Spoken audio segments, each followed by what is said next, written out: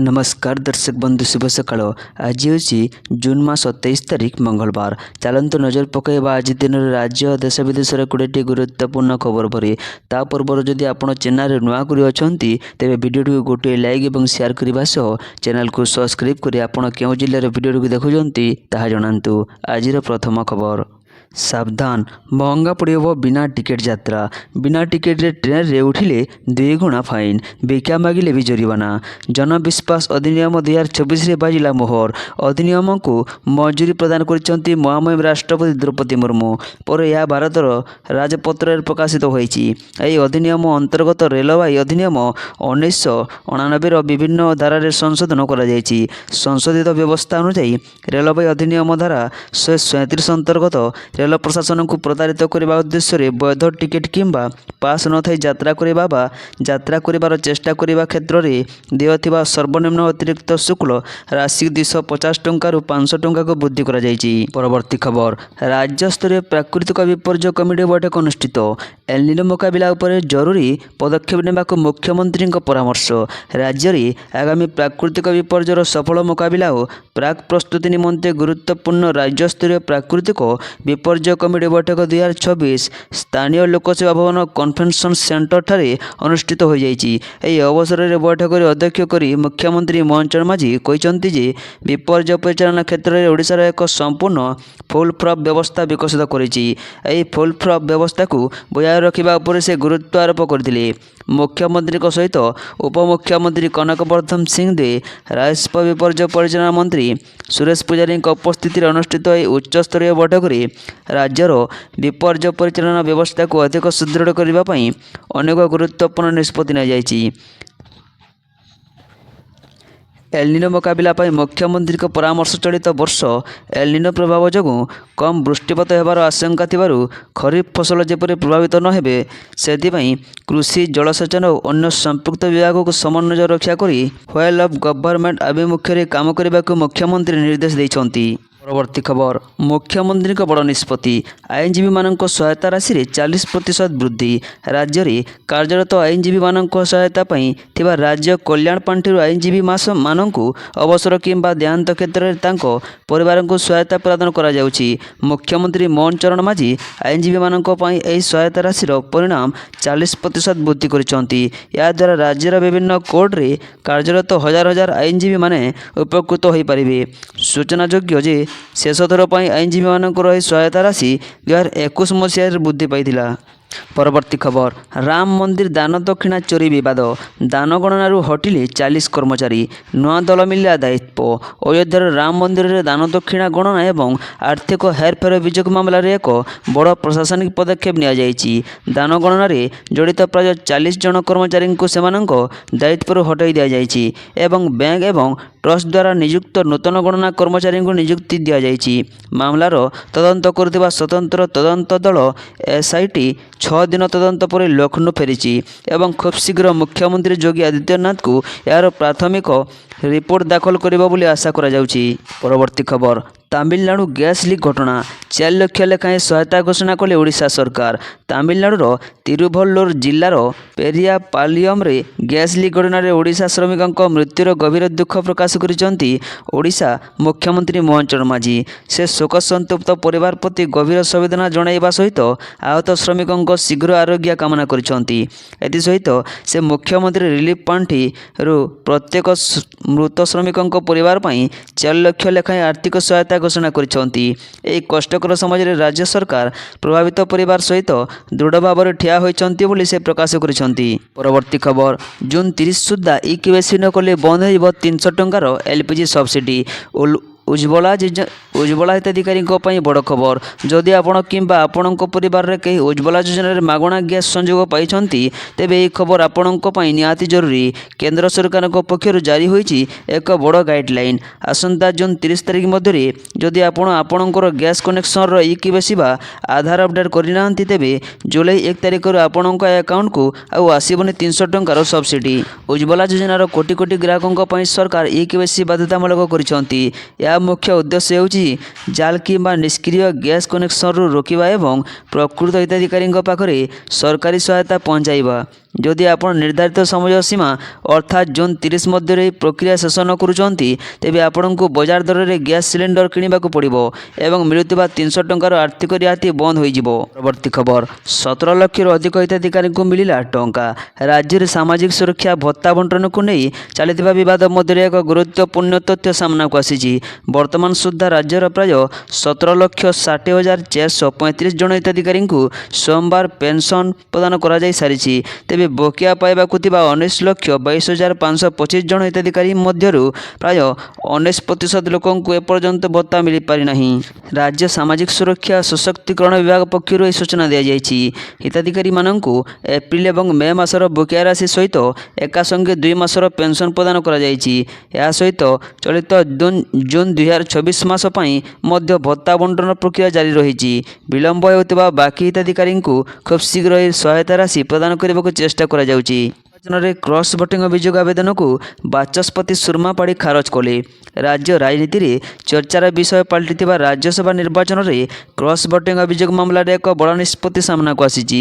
ଦଳୀୟ ନିର୍ଦ୍ଦେଶ ଉଲ୍ଲଂଘନ କରି ଭୋଟ ଦେଇଥିବାରୁ ବିଜୁ ଜନତା ଦଳ ବିଜେଡିର 8 ଜଣ ବିଧାୟକ ବିରୋଧରେ ଦାଖଲ ହୋଇଥିବା ଅଯୋଗ୍ୟ ଆବେଦନକୁ ବିଧାନସଭା ବାଚସ୍ପତି ସୁରମା ପାଢ଼ୀ ସମ୍ପୂର୍ଣ୍ଣ ରୂପେ ଖାରଜ କରିଦେଇଛନ୍ତି। ପରବର୍ତ୍ତୀ ଖବର, ଅସମୟ ରଥଯାତ୍ରାକୁ ନେଇ ପୁଣି ବିବାଦ ଘେରରେ ଇସ୍କନ। ସରକାରୀ ହସ୍ତକ୍ଷେପ ଦାବି କଲେ ଶ୍ରଦ୍ଧାଳୁ। ବିଶ୍ୱ ପ୍ରସିଦ୍ଧ ଶ୍ରୀ ଗୁଣ୍ଡିଚା ରଥଯାତ୍ରା ପୂର୍ବରୁ ଅନ୍ତର୍ଜାତୀୟ କୃଷ୍ଣ ଭାବନାମୃତ ସଂଘ ଇସ୍କନର ମନମୁଖୀ କାର୍ଯ୍ୟକଳାପକୁ ନେଇ ପୁଣି ଥରେ ତୀବ୍ର ବିବାଦ ମୁଣ୍ଡ ଟେକିଛି। ଶାସ୍ତ୍ରୀୟ ନୀତି ନିୟମକୁ ଅବମାନନା କରି ଆମେରିକାର ବିଭିନ୍ନ ସହରରେ ଇସ୍କନ ପକ୍ଷରୁ ଅସମୟରେ ରଥଯାତ୍ରା ଆୟୋଜନ କରାଯାଉଥିବାରୁ ଜଗନ୍ନାଥ ପ୍ରେମୀ ଏବଂ ଶ୍ରଦ୍ଧାଳୁଙ୍କ ମଧ୍ୟରେ ଗଭୀର ଅସନ୍ତୋଷ ପ୍ରକାଶ ପାଇଛି। ଏହି ପରମ୍ପରା ବିରୋଧୀ କାର୍ଯ୍ୟକୁ ରୋକିବା ପାଇଁ ଏବେ ଓଡ଼ିଶା ସରକାର ତୁରନ୍ତ ହସ୍ତକ୍ଷେପ କରନ୍ତୁ ବୋଲି ବିଭିନ୍ନ ମହଲରୁ ଦାବି ଜୋର ଧରିଛି। ପରବର୍ତ୍ତୀ ଖବର, ମୌସୁମୀ ପ୍ରଭାବରେ ବିଜୁଳି ଓଡ଼ିଶା, ଟ୍ୱିନ୍ ସିଟିରେ ଝିପିଝିପି ବର୍ଷା। ରାଜ୍ୟରେ ଦକ୍ଷିଣ ପଶ୍ଚିମ ମୌସୁମୀ ବାୟୁ ଅଧିକ ସକ୍ରିୟ ହେବାରେ ଲାଗିଛି। ଏହାର ପ୍ରଭାବରେ ଗତକାଲି ରାତିରୁ ରାଜଧାନୀ ଭୁବନେଶ୍ୱର ସମେତ କଟକ ସହରରେ ଲଗାତାର ଝିପିଝିପି ବର୍ଷା ଜାରି ରହିଛି। ଦୀର୍ଘ ଦିନର ଅସହ୍ୟ ଗୁଳୁଗୁଳି ଓ ତାତି ପରେ ଏହି ବର୍ଷା ସହରବାସୀଙ୍କୁ ବେଶ୍ ଆଶ୍ୱସ୍ତି ଦେଇଛି।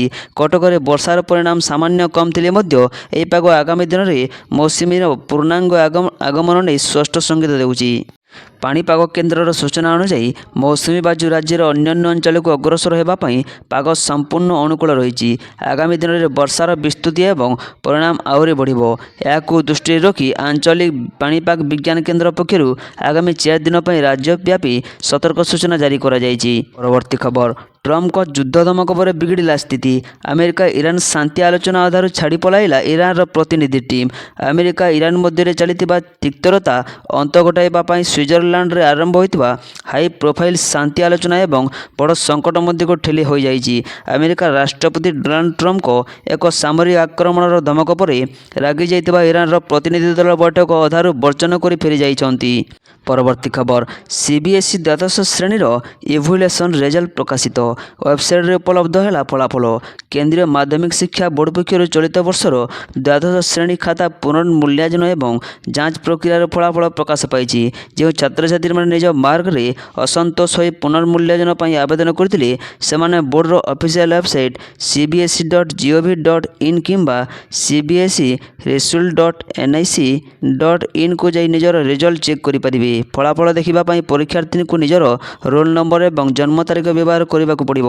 ପରବର୍ତ୍ତୀ ଖବର, 48 ଘଣ୍ଟାରେ ସାରା ରାଜ୍ୟରେ ଛୁଇଁବ ମୌସୁମୀ, 5 ଦିନ ଯାଏଁ ବର୍ଷା। ରାଜ୍ୟରେ ମୌସୁମୀ ସକ୍ରିୟ ଥିବାବେଳେ ଆଗକୁ ବଢ଼ିବା ପାଇଁ ସ୍ଥିତି ଅନୁକୂଳ ହୋଇଛି। ଆଗାମୀ 48 ଘଣ୍ଟା ମଧ୍ୟରେ ମୌସୁମୀ ସାରା ଓଡ଼ିଶାରେ ଛୁଇଁବ। ରାଜ୍ୟରେ ଟ୍ରବ୍ଲାଇନ୍ ସହ କାଳବୈଶାଖୀ ଯୋଗୁଁ ବର୍ଷା ହେଉଥିବା ବେଳେ ଆହୁରି 5 ଦିନ ଯାଏଁ ବର୍ଷା ଲାଗି ରହିବ ବୋଲି ପାଣିପାଗ ବିଭାଗ ପୂର୍ବାନୁମାନ କରିଛି। ଆଜି ରାୟଗଡ଼ା, କୋରାପୁଟ ଓ ମାଲକାନଗିରିରେ ଭାରୀ ବର୍ଷା ହୋଇପାରେ। ଘଡ଼ଘଡ଼ି ସହ ବର୍ଷାର ସମ୍ଭାବନା ଅଛି। 50ରୁ 60 କିମି ବେଗରେ ପବନ ବି ବହିପାରେ। ବାଲେଶ୍ୱର, ଭଦ୍ରକ, ଯାଜପୁର, ବୌଦ୍ଧ, ନୂଆପଡ଼ା, କନ୍ଧମାଳ, ନବରଙ୍ଗପୁର, ଗଜପତି, ପୁରୀ, ଖୋର୍ଦ୍ଧା ଓ ନଜାଗଡ଼ରେ ଘଡ଼ଘଡ଼ି ସହ ବର୍ଷା ହୋଇପାରେ। ତେବେ ଉପକୂଳ ଓଡ଼ିଶା, ଦକ୍ଷିଣ ଓଡ଼ିଶାର ବିଭିନ୍ନ ସ୍ଥାନରେ ଗୁଳିଗୁଳି ଜାରି ରହିବ ବୋଲି ପୂର୍ବାନୁମାନ କରାଯାଇଛି। 23, 24 ଓ 25 ତାରିଖରେ ଉତ୍ତର ଦକ୍ଷିଣ ଓଡ଼ିଶାର ବିଭିନ୍ନ ସ୍ଥାନରେ ବର୍ଷା ହୋଇପାରେ। ସେହିପରି ଆସନ୍ତାକାଲି ସାରା ରାଜ୍ୟରେ ବର୍ଷାର ସମ୍ଭାବନା ଥିବା ମାଲକାନଗିରି, କୋରାପୁଟ, ନବରଙ୍ଗପୁର, ରାୟଗଡ଼ା ଓ ଗଜପତି ଏହିସବୁ ଜିଲ୍ଲାରେ ପ୍ରବଳ ବର୍ଷାର ସମ୍ଭାବନା ରହିଛି। ପରବର୍ତ୍ତୀ ଖବର, ଏକାଥରେ 2 ମାସର ଭତ୍ତା ପାଇଲେ 17 ଲକ୍ଷ ହିତାଧିକାରୀ। ରାଜ୍ୟର ଲକ୍ଷାଧିକ ଭତ୍ତା ହିତାଧିକାରୀଙ୍କ ପାଇଁ ଖୁସି ଖବର। ରାଜ୍ୟରେ 17,60,435 ଜଣ ଭତ୍ତା ହିତାଧିକାରୀଙ୍କୁ ଏକାଥରେ ଏପ୍ରିଲ ଓ ମେ ମାସର ଭତ୍ତା ରାଶି ପ୍ରଦାନ କରାଯାଇଛି। ଜୁନ୍ ମାସର ଭତ୍ତା ପ୍ରଦାନ ପ୍ରକ୍ରିୟା ମଧ୍ୟ ଜାରି ରହିଛି। ଏନେଇ ସୂଚନା ଦେଇଛନ୍ତି ସାମାଜିକ ସୁରକ୍ଷା ଏବଂ ସଶକ୍ତିକରଣ ମନ୍ତ୍ରୀ ନିତ୍ୟାନନ୍ଦ ଗଣ୍ଡ।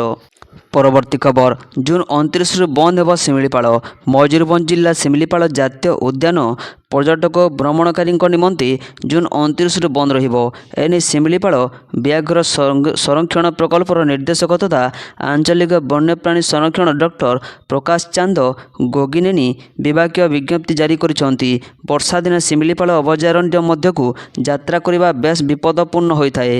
ପରବର୍ତ୍ତୀ ଖବର, ବଜ୍ରାଘାତରେ ଜଳିଗଲା ମା ମାଉସୀ ମନ୍ଦିରର ପତାକା।